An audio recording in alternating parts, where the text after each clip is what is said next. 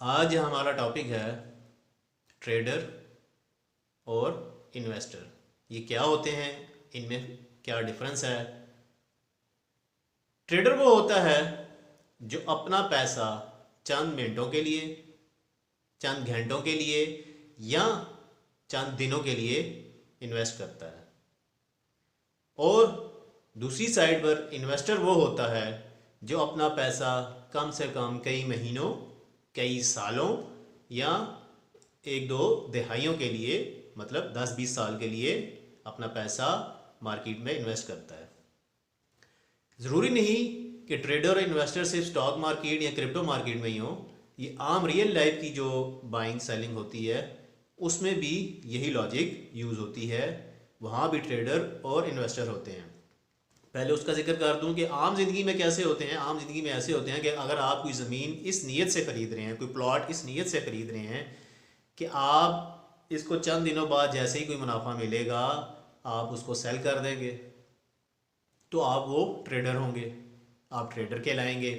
इसके बरक्स अगर आप कोई प्लॉट, कोई लैंड, कोई ज़मीन लेते हैं और आपको उसके बारे में ये न्यूज़ है कि इस ज़मीन का जो हिस्सा है आपका, ये जो इलाका है, ये आने वाले 2-3-4 साल में, 5 साल में, 10 साल में किसी गवर्नमेंट सेक्टर में आएगा, किसी गवर्नमेंट स्कीम में आएगा, कोई हाईवे यहाँ से गुजरेगी, तो आप ये सोचकर कि आज इसकी कीमत 1 लाख रुपए मरला है तो उस टाइम वो 1 करोड़ रुपए मरला भी हो सकती है। अब इसी तरह चूंकि हम क्रिप्टो मार्केट की बात कर रहे हैं तो क्रिप्टो मार्केट में भी ट्रेडर और इन्वेस्टर दोनों मौजूद होते हैं। ट्रेडर जो होता है वो अपने पैसों को रोज़ का मुनाफा निकालने के लिए निकालता है। अब अगर देखा जाए, दुनिया के जो मशहूर बिजनेसमैन हैं वॉरेन बफेट, उनका कहना है, और उनके साथ बहुत से ऐसे बड़े बिजनेसमैन, बड़े इन्वेस्टर्स जो स्टॉक मार्केट और क्रिप्टो में इन्वेस्टमेंट करते हैं, वो भी कहते हैं कि जो ट्रेडिंग है, जो आप शॉर्ट टर्म के लिए इन्वेस्टमेंट करते हैं क्रिप्टो मार्केट में, वो एक गैम्बलिंग है, वो एक जुआ है। 1% से ज़्यादा लोग ट्रेडिंग में प्रॉफिट नहीं कमा पाते। 99% लोग अपने पैसे को गंवा देते हैं, क्योंकि ये बहुत हाईली रिस्की होता है, बहुत ही ज़्यादा रिस्की होता है। जो टोकन्स, जो कॉइन्स वो ख़रीद रहा होता है, वो इस बेस पर ले रहा होता है कि ये चंद घंटों में या चंद दिनों में इसका रेट हाई हो जाएगा और मैं अच्छा प्रॉफिट कमा कर बेच दूँगा। लेकिन इस चीज़ की कोई गारंटी नहीं होती कि जो वो अपना 1 लाख रुपया लगा रहा है वो 2 लाख बनेंगे या 2 रुपये बनेंगे। तो ट्रेडर्स, जो ट्रेडिंग स्ट्रेटजी होती है उसको हाईली रिस्की कहा जाता है। उसके बारे में ये कहा जाता है कि इसको अवॉइड करना ही बेहतर है। ट्रेडर्स अपना जो कैपिटल होता है वो हाई रिस्क पर लगा देता है, और चूंकि ट्रेडिंग के लिए आपको 24 आवर्स ट्रेडिंग स्कीम को देखना पड़ता है। आप रेट ऊपर जाते हुए आपका दिल ऊपर जाता है। ट्रेडर के जो ट्रेडर होता है जब वो ये देखता है कि उसके ख़रीदे हुए कॉइन्स और टोकन्स का रेट नीचे आ रहा है तो उसका दिल नीचे आना शुरू हो जाता है। तो ये वो सिचुएशन होती है कि जो किसी भी सूरत आपकी सेहत के लिए, आपकी ज़िंदगी के लिए अच्छी नहीं होती। जबकि इसके बरक्स जो इन्वेस्टर होता है वो कई महीनों, कई सालों और दहाइयों के लिए इन्वेस्टमेंट करता है। वो इस बेस पर इन्वेस्टमेंट करता है कि उसके पास उस कंपनी, उस टोकन, उस कॉइन की न्यूज़ होती हैं, वो उसके ऊपर रिसर्च कर रहा होता है, वो रिसर्च करने के बाद उसमें इन्वेस्टमेंट करता है। जबकि ट्रेडर रिसर्च का कोई सहारा नहीं लेता, वो मार्केट की सिचुएशन पर चल रहा होता है, और मार्केट की सिचुएशन किस मिनट में कब बदल जाए कोई नहीं जानता। एक अच्छी न्यूज़ मार्केट को आसमान पर ले जाती है और एक बुरी न्यूज़ उसी चीज़ को, उसी मार्केट को, उसी कॉइन को, उसी टोकन को आसमान से ज़मीन और ज़मीन से भी नीचे ले जाती है। इन्वेस्टर क्योंकि लॉन्ग टर्म की सोच रख कर बैठा होता है तो वो न्यूज़ के साथ साथ वो कंपनी के फंडामेंटल एनालिसिस के साथ साथ उसके रिसर्च पर, उसके टेक्निकल एनालिसिस पर भी ध्यान देता है। दोनों चीज़ों को साथ लेकर चलता है। ट्रेडर जो होता है वो सिर्फ टेक्निकल एनालिसिस को देख रहा होता है, और जो इन्वेस्टर होता है वो फंडामेंटल एनालिसिस को देख रहा होता है। लेकिन बेहतर इन्वेस्टर वो होता है कि जो टेक्निकल के साथ साथ फंडामेंटल एनालिसिस को भी अपनी नज़र में रख रहा होता है, रिसर्च देख रहा होता है, रिसर्च कर रहा होता है। जिस कॉइन या टोकन में उसने बाइंग करनी है उसके बारे में पूरी थॉरली और नॉलेज लेने की कोशिश कर रहा होता है, ले रहा होता है, वो नॉलेज लेने के बाद इन्वेस्टमेंट करता है, क्योंकि उसको मालूम होता है, क्योंकि उसको पता चल रहा होता है कि मैं सब्र करूँगा, पेशेंस से अपनी इन्वेस्टमेंट को होल्ड करूँगा तो मुझे रोज़ की टेंशन से बचना पड़ेगा। जो एक ट्रेडर रोज़ की 24 घंटे की टेंशन लेता है, उसको ज़्यादा टाइम लगाना पड़ता है, उसको ज़्यादा टाइम ट्रेडिंग स्क्रीन के सामने बैठना पड़ता है, उसको अपना खून खुलाना पड़ता है, रेट ऊपर जाते रेट नीचे आते, जबकि इन्वेस्टर को ऐसा कुछ नहीं करना पड़ता। वो अपनी इन्वेस्टमेंट करके वो अपना सुकून हासिल करता है, वो उसे कम टाइम लगाना पड़ता है। लेकिन एक बात याद रखें कि इन्वेस्टमेंट का मतलब ये नहीं कि आपने कई साल की इन्वेस्टमेंट कर दी, 2 साल 4 साल 5 साल की सोच के साथ इन्वेस्टमेंट कर दी तो अब आप अपनी आंखें बंद कर लें। नहीं, हरगिज़ आपने ऐसे नहीं करना, बल्कि आपने भी मार्केट को गाए बगाए टाइम टू टाइम थोड़ा बहुत देखते रहना है।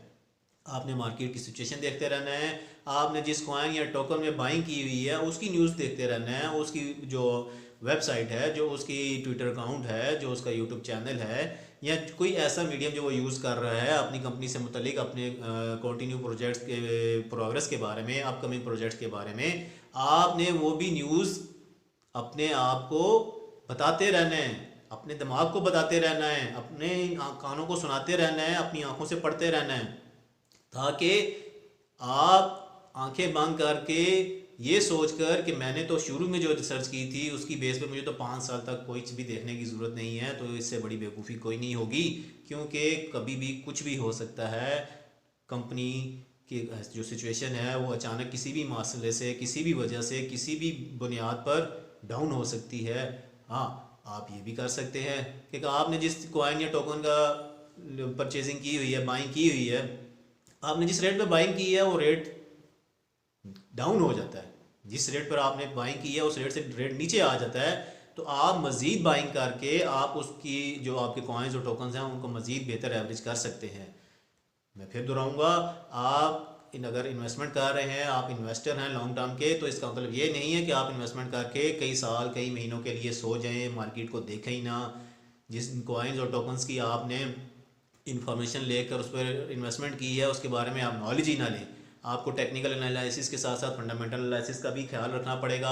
आपको पता लगना चाहिए, आपको टाइम बाय टाइम ये भी मालूम होता रहना चाहिए कि आपने जिन कॉइन्स और टोकन में इन्वेस्टमेंट की है वो कैसी प्रोग्रेस दे रहे हैं, वो जिस प्रोग्रेस के हिसाब से आपने इन्वेस्टमेंट की थी, जो सोच कर आपने की थी, वो उस रोड मैप पर चल भी रहे हैं कि उससे आगे पीछे हो गए हैं।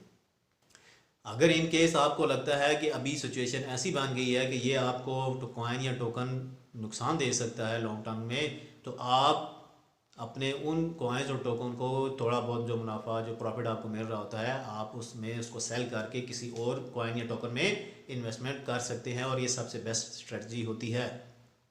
ट्रेडर और इन्वेस्टर का मैंने आपको फ़र्क बताया कि ट्रेडर शॉर्ट टर्म के लिए पैसा लगाता है और इन्वेस्टर जो होता है वो लॉन्ग टर्म के लिए लगाता है। और हमारे बहुत से बिजनेस एनालिसिस, बहुत से बिजनेस के जो एनालिटिक्स हैं और जो बहुत से बिजनेस के एक्सपर्ट्स हैं वो यही कहते हैं कि ट्रेडर हाईली रिस्क होता है, वो ज़्यादा पैसा अपना ज़ाया करता है, क्योंकि वो जितनी ट्रेड करेगा उसको उतना ही ड्यूटीज़ और टैक्सेस और कमीशंस एक्सचेंजेस के और गवर्नमेंट के टैक्सेस अदा करने पड़ते हैं, जबकि इन्वेस्टर को एक ही दफ़ा अपने ये सब ड्यूज़ और टैक्सेस और कमीशन पे करने पड़ते हैं। ट्रेडर हाई रिस्क पर होता है, जबकि इन्वेस्टर जो होता है वो लो रिस्क पर होता है। जो आपकी एक्सचेंजेस हैं, जो आपके ब्रोकर्स हैं, वो तो आपको कहेंगे कि आप डेली ट्रेड करें, डेली 15-20 ट्रेड्स करें। क्यों? क्योंकि एक्सचेंजेस आप जितनी ज़्यादा ट्रेड्स करेंगे उनको उतना ही उनका कमीशन मिलेगा। फाइनेंशियल इंस्टीट्यूट्स जो हैं गवर्नमेंट के, वो भी यही चाहेंगे कि आप ट्रेडर बने। आपके सामने ऐसे आर्टिकल लाए जाएंगे जिसमें आपको प्रवोक किया जाएगा कि आप एज ए ट्रेड अपना पैसा लगाएं, क्योंकि जितनी आप बाय सेल करेंगे हर बाय सेल पर आपको कमीशन देना पड़ेगा, टैक्स देने पड़ेंगे। फिर जैसा कि पहले मैंने अर्ज़ किया कि आपको टेंशन भी ज़्यादा होगी, आपको ज़्यादा देर स्क्रीन के सामने बैठना पड़ेगा, जबकि इन्वेस्टमेंट में ऐसा नहीं है। कंपेयर टू ट्रेडर, इन्वेस्टमेंट करने वाला जो लॉन्ग टर्म इन्वेस्टर होता है वो अपना मैक्सिमम ट्रेडर के मुकाबले में सिर्फ 10% टाइम ज़्यादा से ज़्यादा मैक्सिमम उसको लगाना पड़ता है। तो कितना फ़र्क है, टेंशन भी कम है, रिस्क भी कम है, ड्यूटीज़ और टैक्सेस और चार्जेस जो कमीशन के ब्रोकर्स के होते हैं वो भी आपको कम देने पड़ते हैं। जो इन्वेस्टर हैं उनके बारे में दो रूल बहुत मशहूर हैं। Rule number 1, don't lose the money, और रूल नंबर 2 है डोंट फॉरगेट रूल नंबर 1। तो आप भी अगर इन्वेस्टर हैं, इन्वेस्टमेंट करना चाहते हैं, मैं तो आपका मैं फाइनेंशियल एडवाइज़र नहीं हूँ, लेकिन इन्वेस्टमेंट के बारे में ज़्यादा फोर्स किया जाता है कंपेयर टू ट्रेडर। उम्मीद है आज की वीडियो में आपको ट्रेडर और इन्वेस्टमेंट करने वाले जो दो कैटेगरीज़ हैं इनका डिफरेंस पता चल गया होगा। मैं बहुत ही सिंपल अल्फाज में, बहुत ही सादा अल्फाज में बताता हूँ ताकि नए सीखने वाले या जो नए वीडियोस देख रहे हैं, जो नए इन्वेस्टमेंट करने वाले हैं, जो अपना पैसा इन्वेस्ट करके अच्छा प्रॉफिट कमाना चाहते हैं, उनको आसान अल्फाज में समझ आए, बजाय इसके कि मैं किताबी अल्फाज इस्तेमाल करूं और 99% लोगों को वो समझ भी ना आए। तो बेहतर है कि सादा अल्फाज इस्तेमाल किए जाएं ताकि ज़्यादा लोगों को समझ आ सके, जो फ्रेशर हैं, जो बिगनर्स हैं, उनको भी। उम्मीद करता हूँ आज की वीडियो आपके लिए काफ़ी इन्फॉर्मेटिव हुई होगी। आपसे रिक्वेस्ट करता हूँ आप मेरा चैनल सब्सक्राइब करें, वीडियो को लाइक करें, इसको शेयर करें, कमेंट करें, कोई क्वेश्चन है तो वो मेंशन करें, कोई सजेशन है तो वो दें। मैं खुले दिल से वेलकम करूँगा।